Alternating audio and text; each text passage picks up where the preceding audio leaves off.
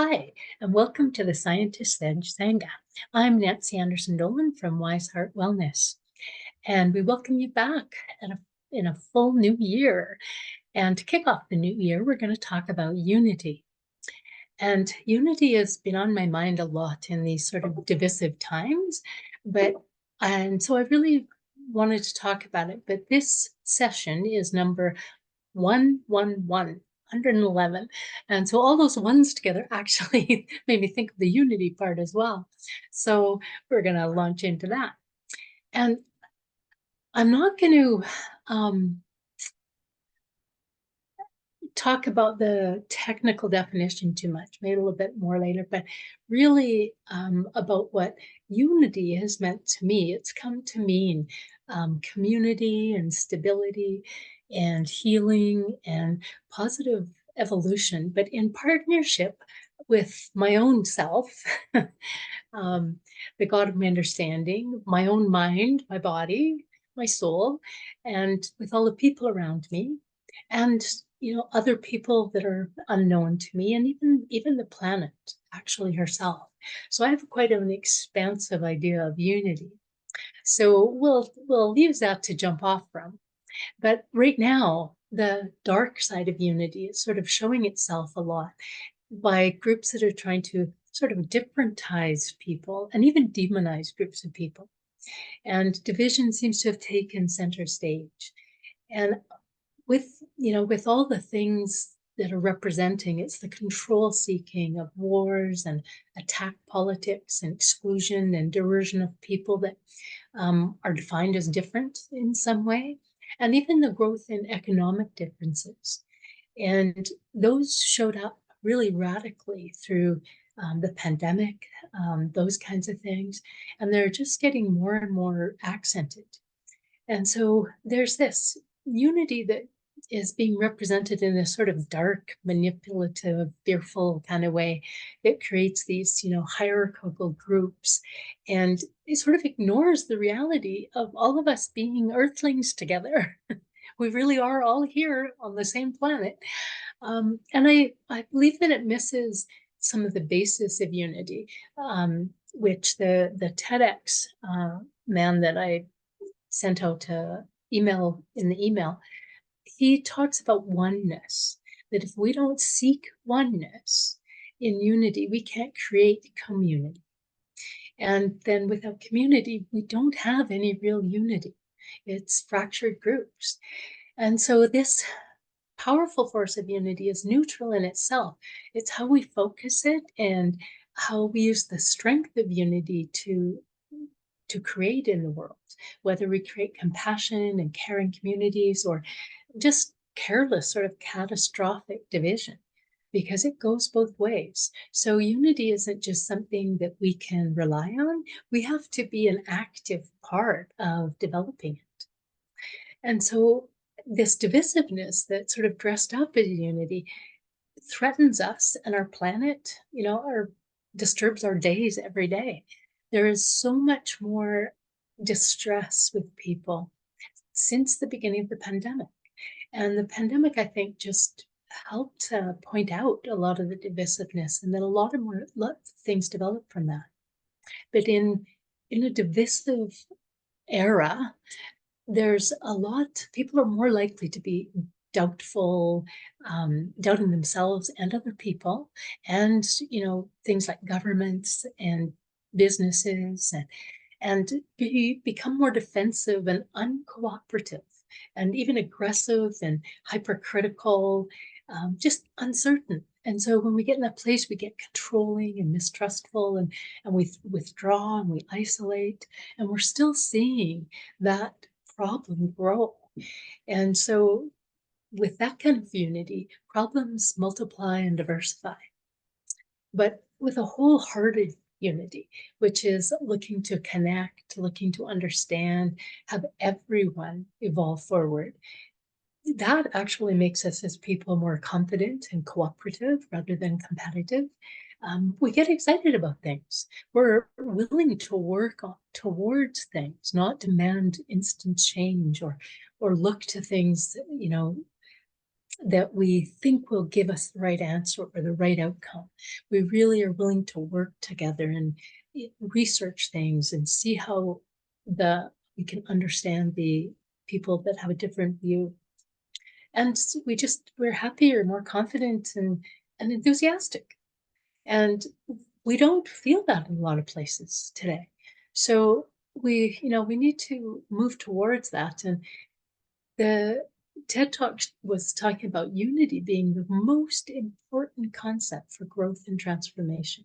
So if we are going to transform these circumstances, we literally need to move towards that. And not that everybody thinks the same thing or does the same thing, but it's weaving all of us together into a greater whole with knowing where we overlap, knowing where we do agree, knowing where we do identify.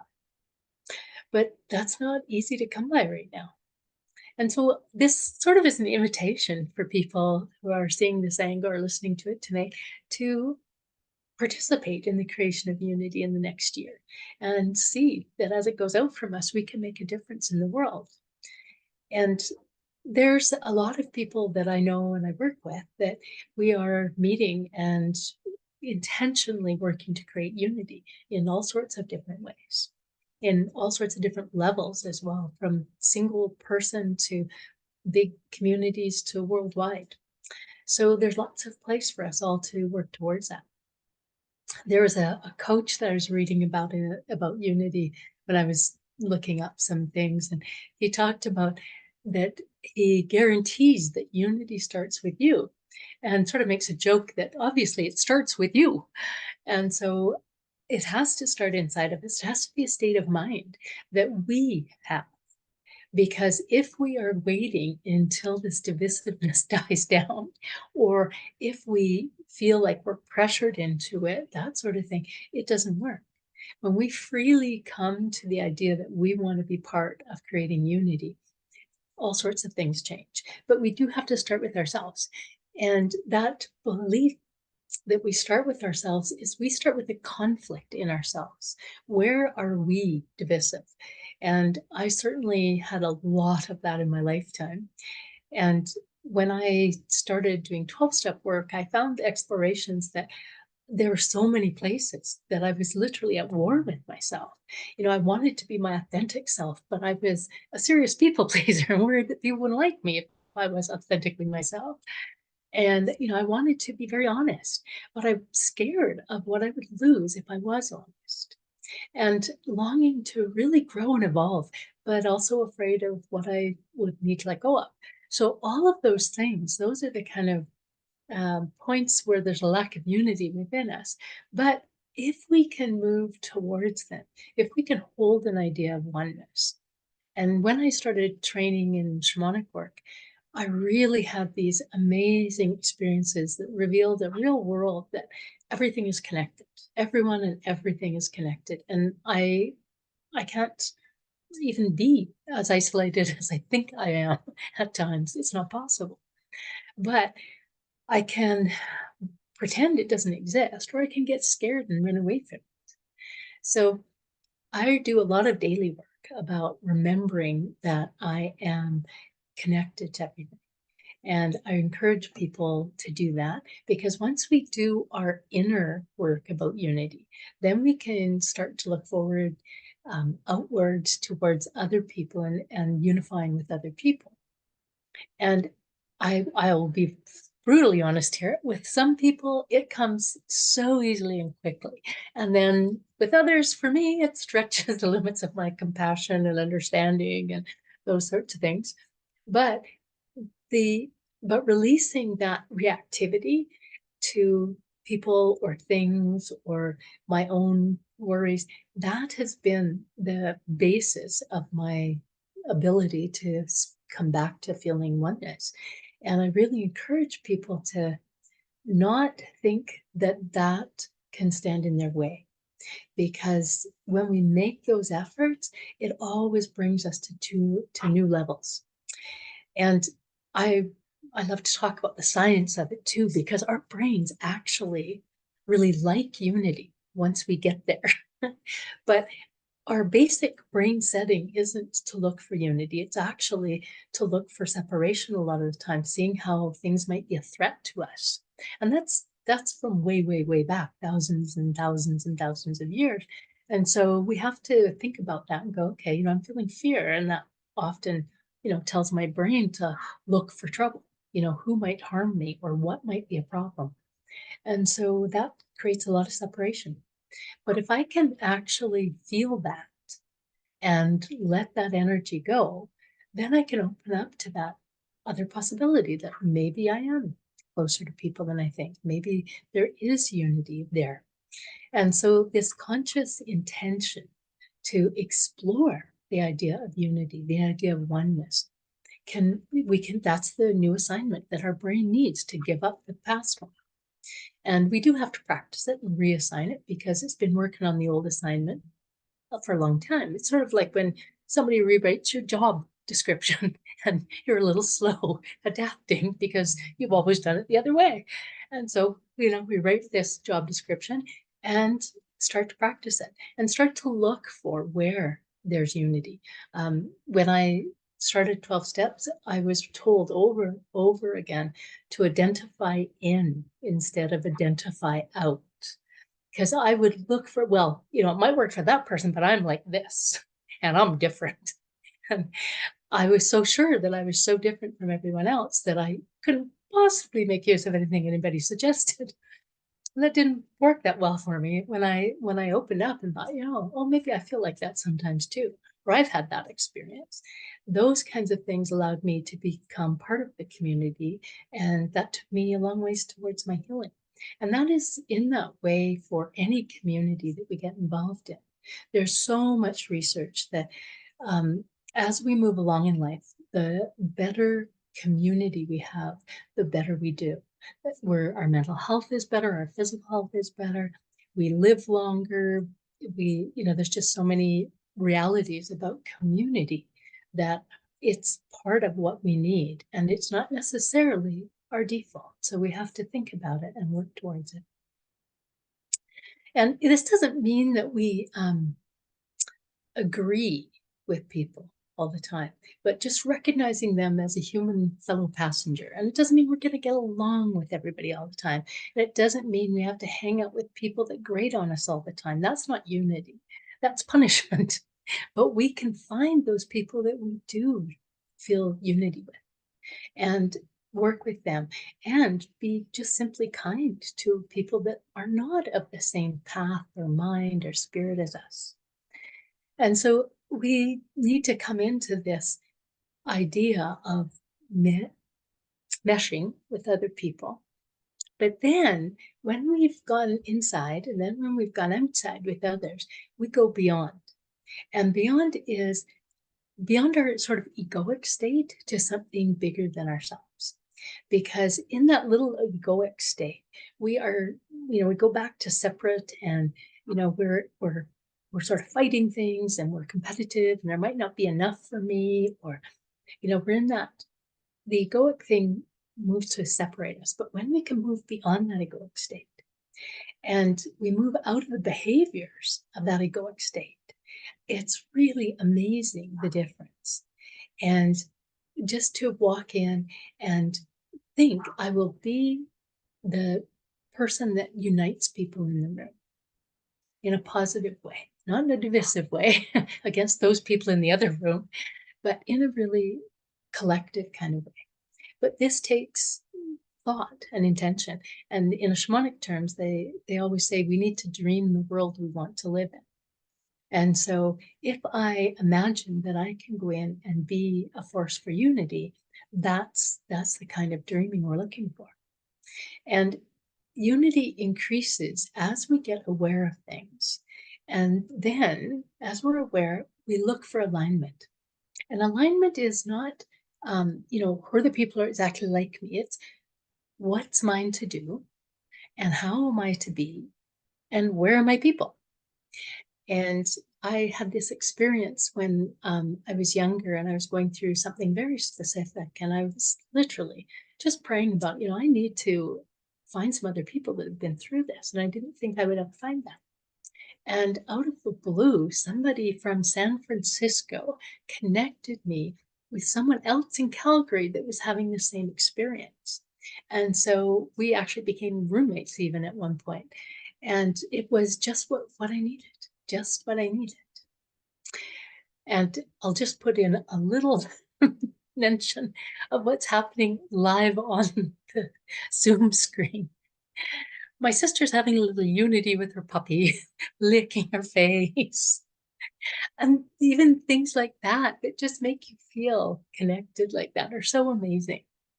So this idea about if we clarify what it is ours to be and do, we can seek ways to cooperate with others and just with the flow of life.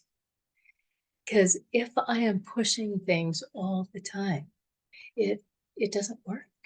I don't feel that unity. I feel more and more isolated and lonely and separate. So creating unity isn't about a successful thing. It is more about who we become. Who do I become in this moment? And how do I meet the flow of life that is there? Because some people get together, lots of support groups are around people that have an illness or people that haven't had an experience, grief groups, things like that. So it's not always, this is this great, and we're all like this. And it's both in our strengths and our weaknesses is how we connect. So again, it's not the way of moving without problems or disagreements. It really is looking beyond differences. How do I move into that flow? And there's lots of ways to do it. Things like breath work, simple breath work can often sort of clear people and help them feel more expansive and more connected. And doing therapy, if people are really constantly irritated and fearful and that sort of thing, lots of times therapy helps them drop those things down enough. The walls come down this far and they can actually reach out to other people. And other things like meditation, Buddhist meditation helps us come into peace with whatever is there at the moment. And just contemplating oneness and our part in the world, asking for guidance from something beyond us, starting towards unity without knowing how everything's going to go, but just surrendering the outcome and even the path towards unity, rather than trying to, figure everything out and control it and achieve things, and just moving forward, taking a step like, how could I create more unity here in my neighborhood, at my workplace, in my thoughts about people. I was in a group last night and I was inviting people to plant a seed of light for someone. And so some people, it was for loved ones. And then a young woman talked about planting a seed of light for somebody she hated. And she was having trouble doing, but she really wanted to do it because she didn't want to have those kind of separation kind of feelings in her life. It was amazing to see. So there's so many paths, and just taking that step with a hopeful, cooperative attitude can get us oriented towards unity and invite people in. So that's the primary things I wanted to talk about. I wanted to remember John Lennon's song about inviting people in. And unfortunately, my printing didn't print, so I don't have that in front of me. But basically what he was saying, imagine peace, imagine a world that comes together and people living all together. Someday we'll be there. So I'd invite you to think about that. And we'll have a little unity meditation. For the people that are live, I'll invite you to turn off your screens, put your feet up, whatever you want to do there, and participate in this unity that is the alchemy of the world. And for those of you watching, I'll speak through the meditation and skip this and go to the end if you want to. Okay, so take that deep breath. Start with the breathing.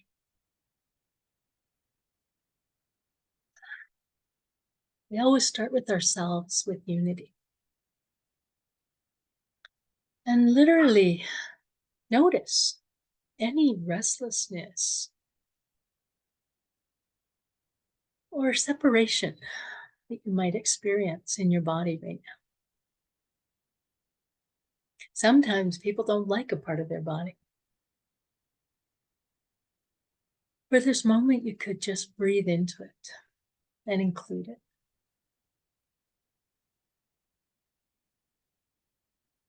And just release tension. It's so much easier to be in harmony with people when we don't carry tension.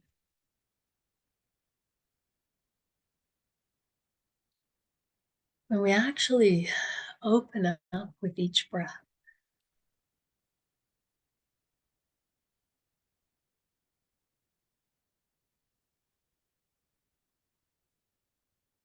It can be helpful to imagine your body lighting up as you breathe.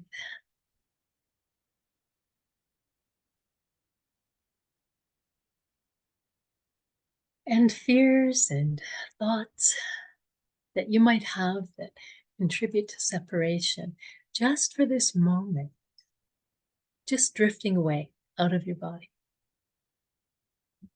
So your body can completely relax. Complete safety, complete harmony.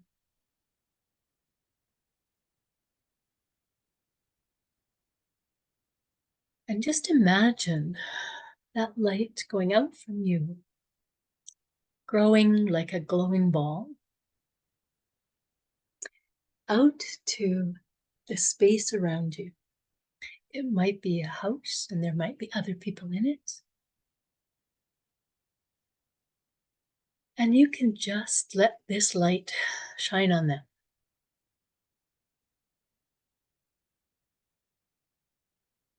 And then with another breath, take it out further to your neighborhood, shining on one and all with no preference. And again, you're not agreeing with everyone or approving of everyone. You're just recognizing them as another earthling on the ride.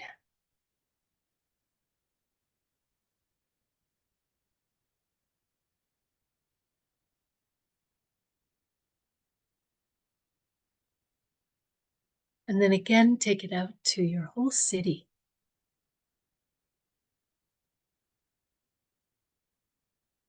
And you might think of people that might not usually be included in your circle.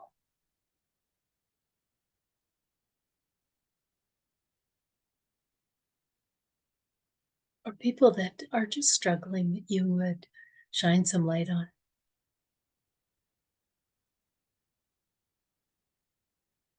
And hope that they know they're not alone.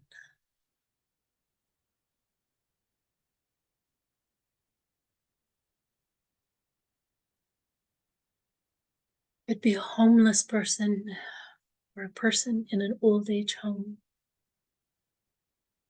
or a child.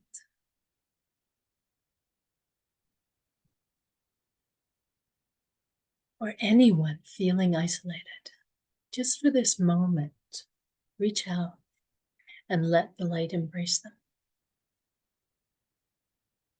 That they might know some oneness and feel at home in the world, if even just for a moment.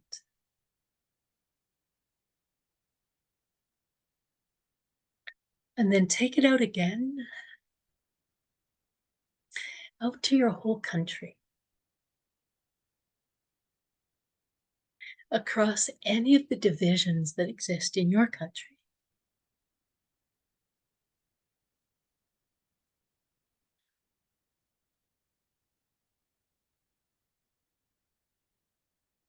And just imagine, we all want peace of mind. We all want our loved ones to be well. We all want sufficient amount of food to eat, money to survive with. And we all want to be happy.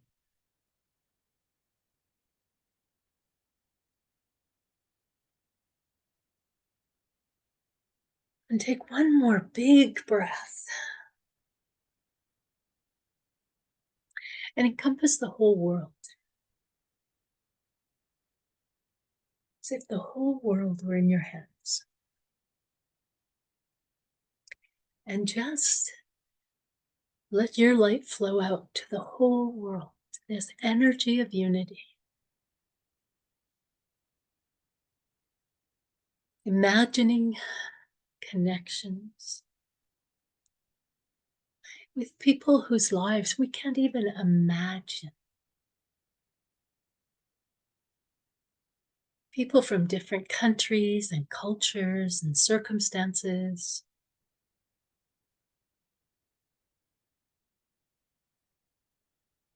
Some will be living happily much as we do, and others may be undergoing great trauma.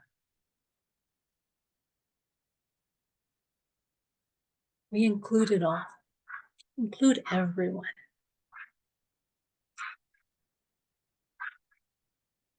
And just bring all that light back to yourself as well. And thank you for joining us tonight. I am with you. You are with me.